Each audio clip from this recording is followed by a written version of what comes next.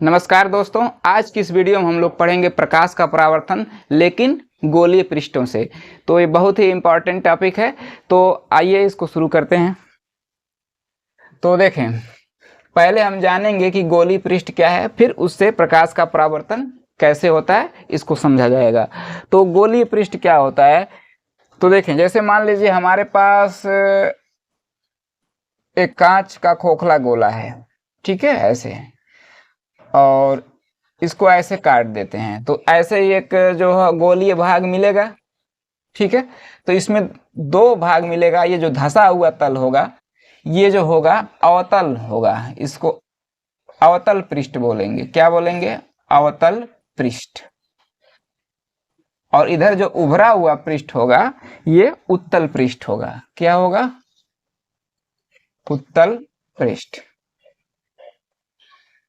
तो गोलीय पृष्ठों से तो परावर्तन जानते हैं तभी हो सकता है जब कोई भी कांच हो तो उसके एक सतह पे पॉलिश हो, ताकि उसको हम परावर्तक बना सकें, अपारदर्शी बना सकें, ठीक है। तो इसमें हमें पॉलिश कर देंगे, तो यह पृष्ठ गोली है, जब इसमें पॉलिश कर देंगे तो गोली पृष्ठ बनेगा, तो गोली परावर्तक पृष्ठ आपका बन जाएगा। तो हम क्या करेंगे कि इसके किसी एक भाग पे पॉलिश कर देंगे। तो जैसे मान लीजिए ये हमारा मिला है ऐसे, तो अगर हमने पॉलिश इधर किया, अवतल वाले पे पॉलिश किया, तो ये कैसा दर्पण बनेगा, यही आगे चल करके हम बताएंगे कि हमें पढ़ना है अवतल दर्पण, उत्तल दर्पण। तो देखें, क्योंकि दर्पण बन जाएगा, क्योंकि प्रकाश का परावर्तन होगा और इसमें हम अपना चेहरा भी देख सकेंगे, तो दर्पण ये होगा।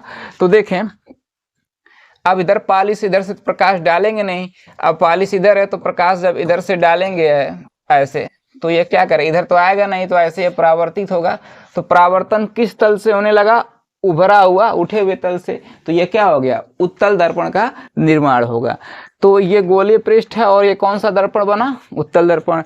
अब देखें, यदि मान लीजिए इसको ऐसे काटे हैं तो एक ऐसे मिलेगा। अगर हम यहाँ पे पॉलिश उभरे हुए तल पे कर दिया, तो पॉलिश इधर से प्रकाश तो डालना नहीं है, प्रकाश इधर से डालेंगे। तो अब परावर्तन किस तल से होगा? धंसे हुए तल से, अवतल वाले पृष्ठ से होगा। तो ये क्या बनेगा? आपका अवतल दर्पण बनेगा।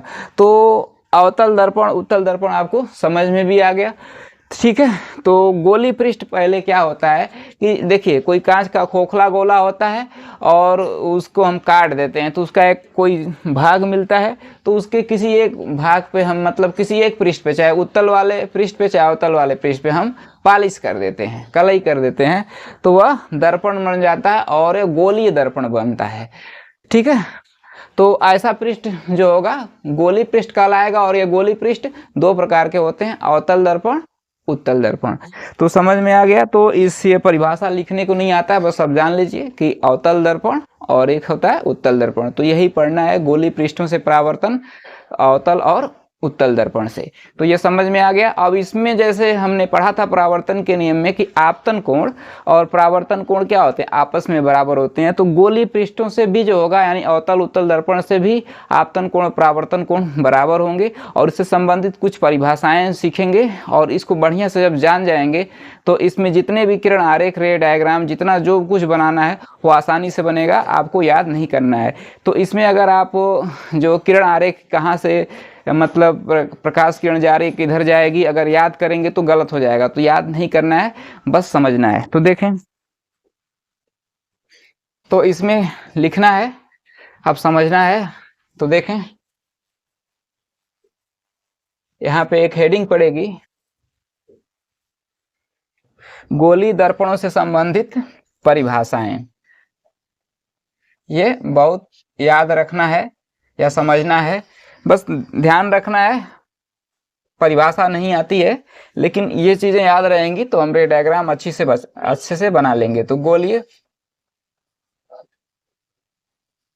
पृष्ठों से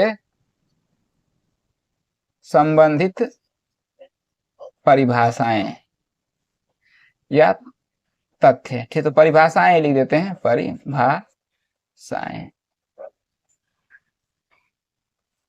ठीक है।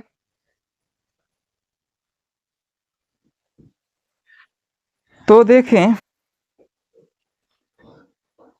पहला देखें, इसमें पहला पढ़ा जाता है ध्रुव,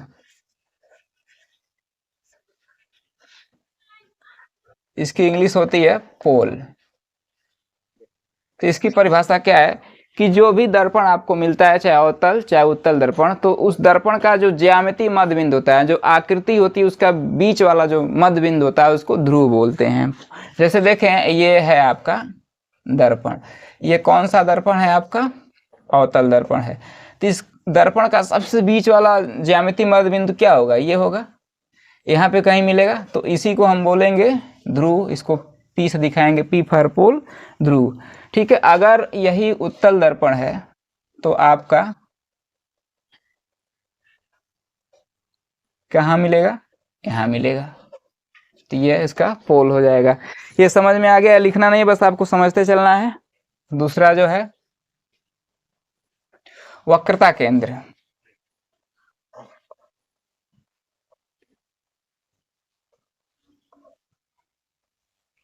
वक्रता केंद्र का इंग्लिश होता है सेंटर ऑफ कर्वेचर, इसलिए सी से इसको रिप्रेजेंट करेंगे, सी फॉर सेंटर।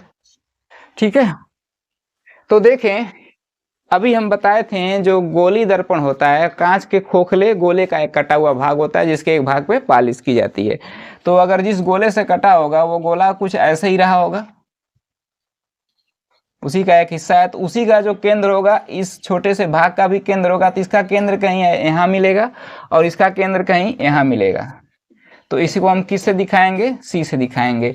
तो हम इसमें लिखेंगे कि जो दर्पण है हमारा, चाहे गोली दर्पण में जो अवतल दर्पण या उत्तल दर्पण है, जिस कांच के खोखले गोले से ये कटा हुआ हिस्सा होता है उसका केंद्र जो होता है इसका वक्रता केंद्र कहलाता है। ठीक है, तो वक्रता केंद्र ऐसे दिखा देंगे। तो ऐसे जो गोला बनाएंगे जहां बीच में ऐसे पड़ेगा, ये इसका क्या होगा, वक्रता केंद्र हो जाएगा। ठीक है, सी से रिप्रेजेंट करेंगे। फिर जो होता है इसमें आता है, अब देखिए त्रिज्या आती है, वक्रता त्रिज्या, ऐसे यहाँ से यहाँ तक त्रिज्या कहलाएगी, वृत्त बनेगा ना, तो इसको वक्रता त्रिज्या बोलेंगे। ठीक है, तो ये पीसी क्या होगा, वक्रता त्रिज्या। तो तीसरा जो है वक्रता त्रिज्या, इसका इंग्लिश होता है रेडियस ऑफ कर्वेचर, तो इसको आर से रिप्रेजेंट करते हैं। ठीक है, तो यहाँ से यहाँ तक जो होगा पीसी जो होगा वक्रता त्रिज्या होगा, या सीपी चाहे पीसी। ठीक है, पीसी चाहे सीपी, तो ये वक्रता त्रिज्या होगी, यहाँ भी इसकी वक्रता त्रिज्या होगी। तो अवतल और उत्तल दर्पण में हमने दिखा दिया, वक्रता त्रिज्या बता दिया।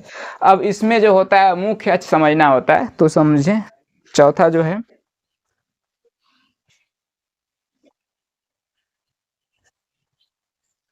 मुख्य अक्ष, इसको बोलते हैं प्रिंसिपल एक्सिस। तो देखें, ये जो वक्रता केंद्र है और ये दर्पण का जो ध्रुव है, इससे जाने वाली जो काल्पनिक रेखा होगी उसको मुख्य अक्ष बोलेंगे। तो ये देखिए सेंटर है, जैसे यहाँ पे एक बना करके फिर समझा देते हैं। देखिए ये आपका अवतल दर्पण है, तो अवतल दर्पण है, तो देखें यहाँ पे मान लीजिए आपका P मिला और यहाँ पे आपका C है, तो P और C से जाने वाली जो ये काल्पनिक रेखा है यही क्या है, मुख्य अक्ष है। उत्तल दर्पण में देखिए यही P और C है, तो इससे जाने वाली काल्पनिक रेखा क्या होगा, ये पूरा जो लाइन है यही क्या है, मुख्य अक्ष है। तो ये समझ लीजिएगा, ये पूरा जो लाइन है मुख्य अक्ष है, तो ये काल्पनिक रेखा जो है मुख्य अक्ष है। तो यही इसके मेन जो है चार चीजें थी। तो गोली पृष्ठों से या गोली दर्पणों संबंधी जो परिभाषाएं थी ये इसको एकदम बखूबी से एकदम क्लियर होनी चाहिए। उसके बाद हम इसमें बताएंगे प्रथम फोकस और द्वितीय फोकस, जो मुख्य फोकस होता है, और उसके बाद जो होगा इसमें हम जो रे डायग्राम कैसे बनेंगे और इससे कैसे प्रतिबिंब बनते हैं, सारा चीज़ नेक्स्ट वीडियो में सिखाएंगे। आज के लिए इतना ही, जय हिंद।